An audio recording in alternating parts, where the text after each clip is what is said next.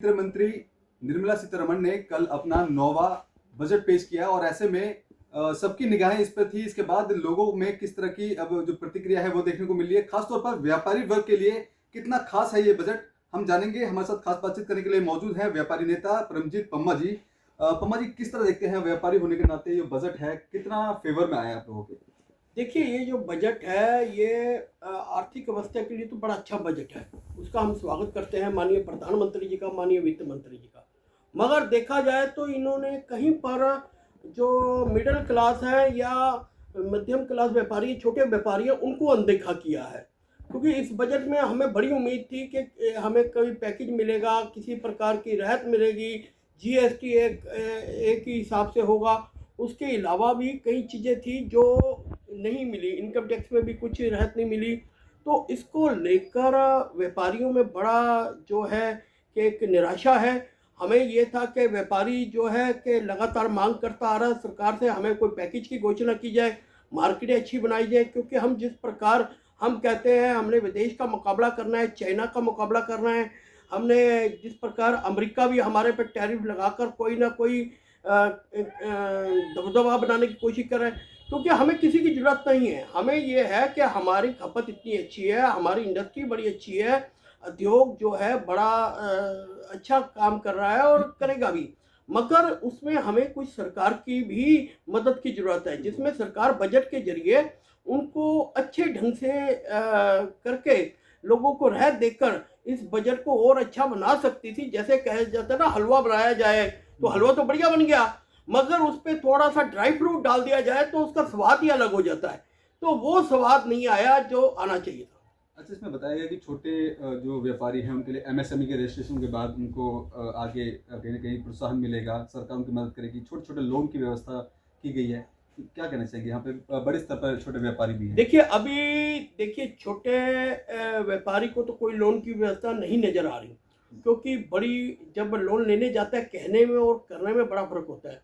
जबकि इनको चाहिए था कोरोना काल के बाद जो मीडियम क्लास व्यापारी है वो उसका व्यापार जो है वो ठप होता जा रहा है। आप देख रहे हैं कि मार्केटों में वो रौनक नहीं है जो होनी चाहिए। होनी चाहिए। क्योंकि एक तो ऑनलाइन काम हमारा खींच के ले गया, दूसरा काम जो है कि हमें बहुत ज़्यादा यहाँ पर जैसे पटरी हो गई और भी चीज़ें हो गई, सबसे जाम हो गया, जेब कतरा हो गया, सबसे जूझना पड़ रहा है। और इसके लिए हम सरकार से लगातार यही मांग करते आ रहे हैं कि आने वाले समय में व्यापारी को, जो मिडिल क्लास व्यापारी है, वो एक ऐसा व्यापारी है जो सरकार के लिए एक मददगार साबित होता है। क्योंकि कारण क्या है, रोजगार रोजगार की बात होती है, रोजगार नहीं है।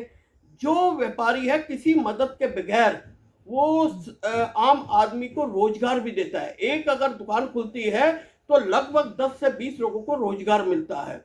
उसमें क्या है कि अगर वो दुकान बंद होती है तो उसमें देखिए कितना नुकसान होता है। तो इसको लेकर सरकार को चाहिए कि हमें आसानी से लोन मिले, हमें उसमें काम करने का एक अच्छा मौका मिले।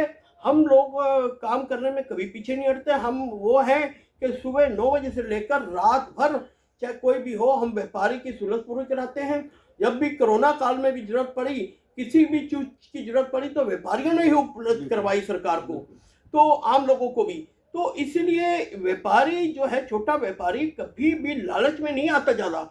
वो ये कहता है मैं सरकार के साथ खड़ा हूँ, देश के साथ खड़ा हूँ, जब भी जरूरत आएगी तो मुझे उसकी मदद करनी है। मगर सरकार को भी चाहिए अब छोटे व्यापारी के साथ खड़ा हो, क्योंकि छोटे व्यापारी के पास कोई भी बचत नहीं है, कोई भी किसी प्रकार का फंड नहीं है जिसपे वो आगे आने वाले समय में व्यापार कर पाए। क्योंकि टैक्सेस इतने हैं, उसका टैक्सेस में पैसा रुका हुआ है, उसमें बिजली के बिल है, कुछ और चीज़ें हैं जो अब आज पेट्रोल डीजल पर इतना पैसा खर्च हो रहा है। यही हमारे सस्ते किए जाए, क्यों ना हम चाइना से सस्ता माल यहाँ बेच पाएंगे।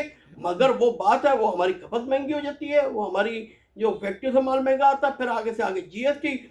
इतने का कपड़ा खरीदोगे तो इतने परसेंट, इतने का कपड़ा खरीदोगे तो इतने परसेंट, वो चीज़ें हमें दिक्कत का सामना करेंगे। टैक्स स्लैब में भी कोई बदलाव नहीं किया गया, बताया जितना था पहले सेम उतना ही रखा गया है। ये कहीं न कहीं आम लोगों के लिए सहूलियत है, क्योंकि अगर ज़्यादा कमाएँगे तो उनको कोई ज़्यादा टैक्स नहीं देना पड़ेगा। इसको किस तरह देखते हैं? देखिए, टैक्स एक ही होना चाहिए, वन नेशन वन टैक्स।